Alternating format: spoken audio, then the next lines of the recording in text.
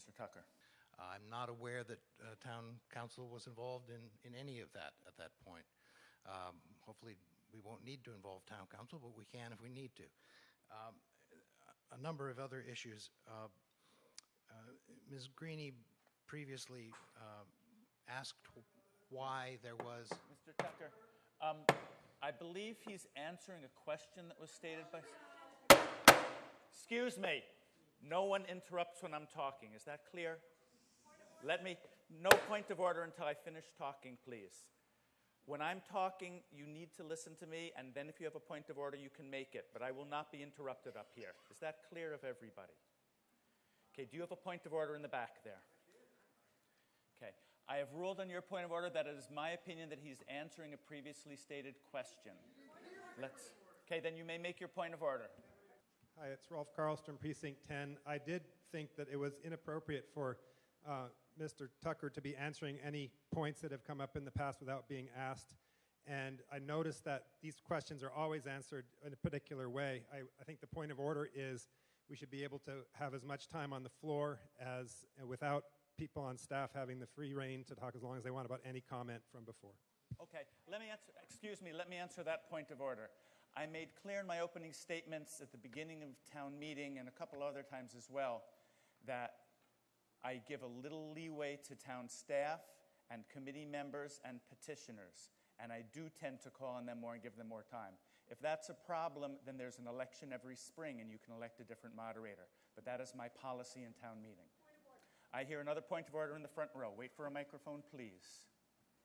Mr. Tucker was saying in response to Ms. Greenie's question, there was no question from Ms. Greenie, and the town meeting rules say that only town meeting members are allowed to speak unless permission from the body is granted. I don't believe Mr. Tucker sought permission from the body to respond to Ms. Greenie's question. I don't think he's authorized to speak. Okay, I rule that he is authorized to speak. Mr. Tucker, you may continue. Hello. Thank you, Mr. Moderator. Ms. Greenie asked sort of a rhetorical question. She was asking why the original 2005 zoning bylaw that addressed inclusionary zoning only in terms of special permit projects was still not holding. And the answer to that is that law changes over time. It changes through court cases. It changes through the practice of communities trying to exercise inclusionary zoning.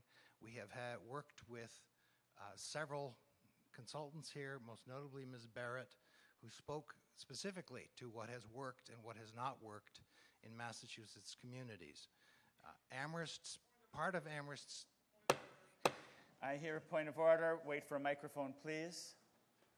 Vince O'Connor, Precinct 1. If the planning director claims that the law has changed, I want him to cite the law because I don't believe his statement is correct.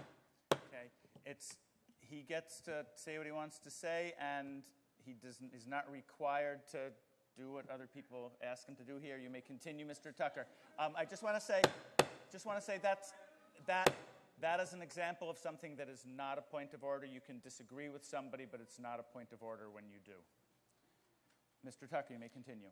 Most recently, the Planning Board has worked with consultant Judy Barrett, who is probably the preeminent consultant in the state on inclusionary zoning, and part of what she provided the Planning Board and the staff with was perspectives on what has worked and what has not worked in other communities.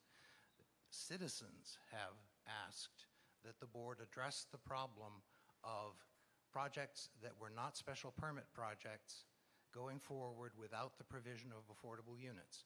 That is what Article 22 was in very large part designed to address, with the assistance of Ms. Barrett, whose experience in other communities helped to inform that process. Thank you.